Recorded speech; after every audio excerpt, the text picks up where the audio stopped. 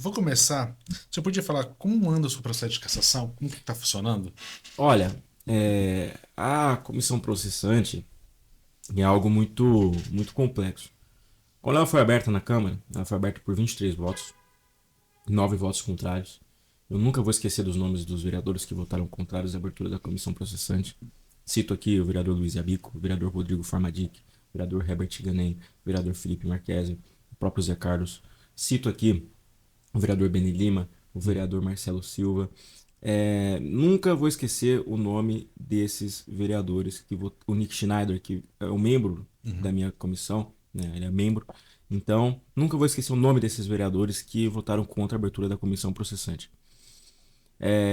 Por 23 votos ela foi aberta e no dia que ela foi aberta, eu chorei, cara. Eu fiquei muito triste, muito me senti injustiçado, porque por estar dentro de um hospital, por estar dentro de uma unidade pública de saúde, uma comissão é aberta e, como diz na minha própria defesa, sem ao menos passar pela corregedoria da Câmara em seu rito comum, né, que ela deve passar pela corregedoria da Câmara antes Uhum. de ir para plenário ou qualquer coisa do tipo. Então, ela não passou pela corregedoria da Câmara, ela já foi direto para plenário, direto para votação. E me assusta muito isso. E eu fiquei muito entristecido, fiquei muito chateado. E a partir desse momento, eu senti uma injustiça muito grande acontecendo comigo, né? A comissão processante foi aberta por 23 votos a 9. A partir do momento que foi aberta, foi para sorteio. E no sorteio caiu como presidente a vereadora Mariana Conte do PSOL, o vereador Nelson do PSD e o Nick Schneider do PL. Nós tivemos recentemente agora uma reunião para decidir se a comissão poderia ir para arquivamento ou prosseguimento. Entrei com a minha defesa junto a isso. Na minha defesa, eu coloquei várias vertentes e vários elementos probatórios de que o processo está contaminado e o processo está viciado, como é o exemplo do próprio relator da comissão. O próprio relator da comissão esteve num podcast dizendo que grande parte dos 23 vereadores que votaram pela abertura votaram por motivos pessoais, outros votaram por outros motivos e outros pelo realmente o que é o processo, né? O que realmente é o processo. Então, não sou eu que estou dizendo isso, foi ele que foi no podcast e disse isso. Uhum. Nós tivemos na Câmara de Campinas uma moção de apoio ao prefeito Franklin de Valinhos por uma fiscalização que ele fez na unidade pública de saúde, expondo o médico e demitindo o médico ao vivo com o rosto do médico aparecendo.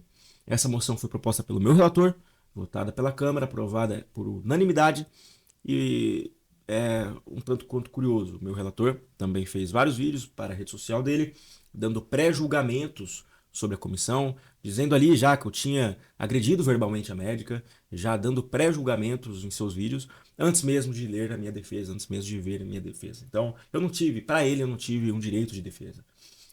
O que é assustador, o que é triste também, né? Junto a isso, a própria denunciante, a doutora médica, segue o meu relator nas redes sociais, ele segue a médica nas redes sociais, e Caraca. também as postagens que ele fazia, ela compartilhava no perfil dela. Né? E coincidentemente, ela esteve presente na Câmara Municipal um dia antes da abertura da comissão processante e também no dia que eu apresentei a minha defesa. Né? Coincidentemente.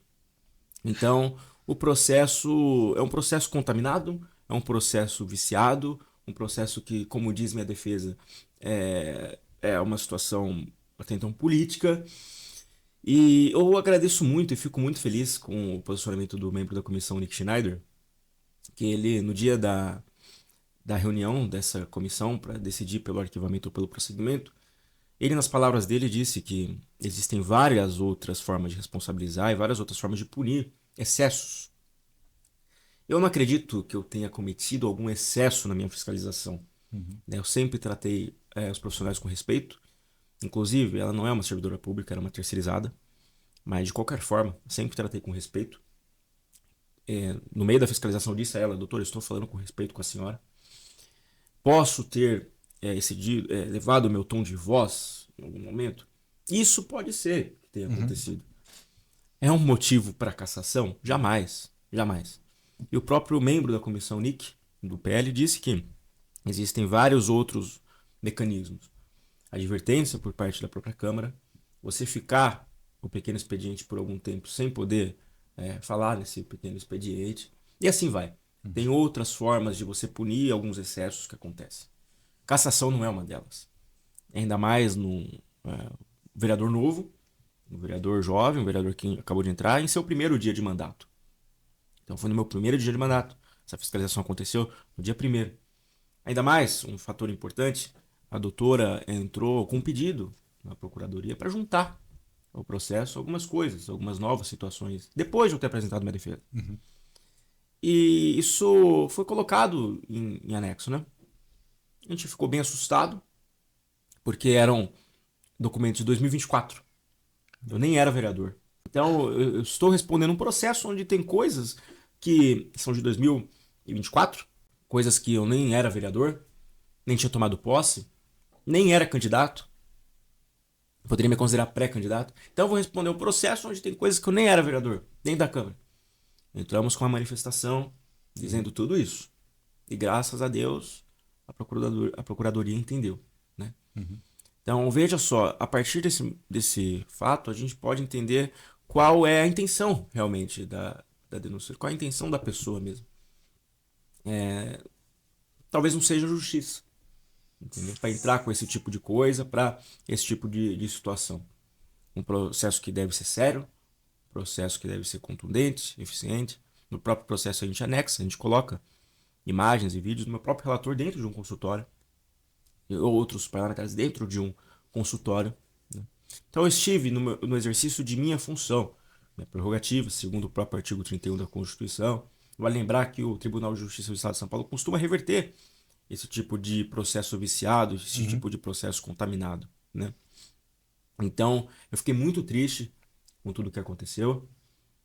O meu gabinete tem as opiniões deles, entendem que, de certa forma, eu construí um ambiente não muito formidável dentro da Câmara Municipal, e até entendo isso, algumas situações que a gente passou. Por exemplo, já conversei com muitos dos vereadores, né? Estive lá na Câmara Municipal, e meu primeiro pronunciamento na tribuna estava no segundo expediente, no grande expediente. E o que acontece? O grande expediente, assim como o primeiro, você vai usar o seu tempo de fala para falar o que você quer falar, para fazer uma homenagem a tal, para fazer uma menção a tal. Você não é obrigado a falar no segundo expediente, no grande expediente. Você só vai falar se você tiver alguma coisa para falar. Se você não tem nada para falar, realmente acabou a sessão. Você tem o primeiro expediente, você tem a ordem do dia, onde votam os projetos, as moções, etc. E depois o grande expediente finaliza tudo isso. Se você tiver algo para falar, você pode falar no grande expediente. Só que ninguém fica, porque geralmente as pessoas falam tudo no primeiro expediente para não alongar tanto a sessão. Então fala geralmente no primeiro expediente. Fui falar no segundo expediente, no grande expediente, sem nem saber o que era um grande expediente. Eu falei, olha, os vereadores não estão aqui e tal. Então foi um equívoco, né? A partir da minha inocência política de vereador. Eu não sabia o que era um grande expediente. Isso incomodou o pessoal. Fui lá, me retratei, pedi desculpas, né? Porque quando a gente erra, realmente a gente tem que pedir desculpas. Então eu me desculpei por essa falha de conhecimento sobre essa questão do grande expediente, né? E a partir daí aconteceu aquele concurso do Mário Gatti, uma suposta fraude, o concurso do Mário Gatti, onde os 7 primeiros residentes tiveram a mesma nota, a mesma redação, mesma distribuição de pontos em todas as macroáreas, tudo igual. E eu fiquei pensando, olha, a sindicância interna não vai investigar o próprio concurso. Vamos abrir uma CPI aqui na Câmara. Fiz um documento da CPI completo, gigantesco. Conseguimos algumas assinaturas, mas a maioria não quis. Eu fiquei indignado com isso, porque eu achava que era a coisa certa. E às vezes a gente tem que entender, eu passei a entender que eu não estou fazendo a coisa certa.